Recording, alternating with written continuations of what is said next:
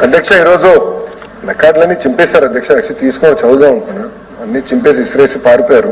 Fee reimbursement గురించి latest discuss అధ్యక్ష. గత ప్రభుత్వం ట్యూషన్ ఫీ 2,832 కోట్లు పెండింగ్ పెట్టారు. హాస్టల్ ఫీ 989 కోట్ల రూపాయలు పెండింగ్ పెట్టారు. పీజీ ఫీ రీంబర్స్మెంట్ 450 కోట్ల రూపాయలు, అంటే ఏకంగా 4,270 కోట్ల రూపాయలు బకాయిలు పెట్టారు మన ప్రభుత్వానికి. అధ్యక్ష మళ్ళీ విద్యార్థులందరూ తెలుపుతున్నా, తప్పనిసరిగా దశల వారీగా ఈ ఫీజు చెల్లించే బాధ్యత కూటమి ప్రభుత్వం తీసుకుంటుంది.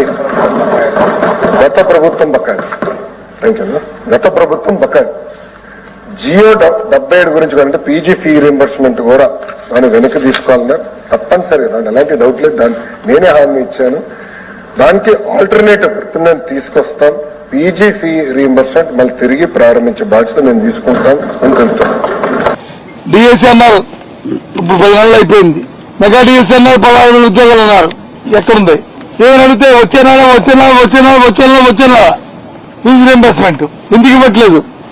ఏమంటే గత ప్రభుత్వం బకాయిలు అంటారు. చెప్పండి, గత ప్రభుత్వం బకాయిలు ఎక్కడ? మీ అందరికీ ఈ టీవీ సాక్షిగా మీ అందరికీ ప్రశ్నిస్తున్నాను. గత డిసెంబర్లో, ఎన్నికల ముందు డిసెంబర్ వరకు ఆనాడున్న మా ప్రభుత్వం అనా పైసలతో సహా చెల్లించిన విషయం వాస్తవం కాదని అడుగుతున్నాను. డిసెంబర్ తర్వాత ఆ టైంకి ఏం చెప్తామంటే ఎన్నికల కమిషన్ ఇవ్వడానికి వీల్లేదని చెప్తే అది బకాయి పడింది. దాని తర్వాత ఎన్నికల్లో వచ్చిన ఆ మంది బకాయి పడింది. ఆ తర్వాత ఈ ప్రభుత్వం వచ్చిన తర్వాత అవి బకాయిలు పడ్డాయి తప్ప మా దగ్గర ఇక్కడ ఆ తమాక్షమే మేము ఫీజు రింబర్స్ ఇచ్చిన నేపథ్యం. దాంతోపాటు గత ప్రభుత్వం ఇవ్వాల్సిన బకాయిలు కూడా ఇచ్చిన వైనం.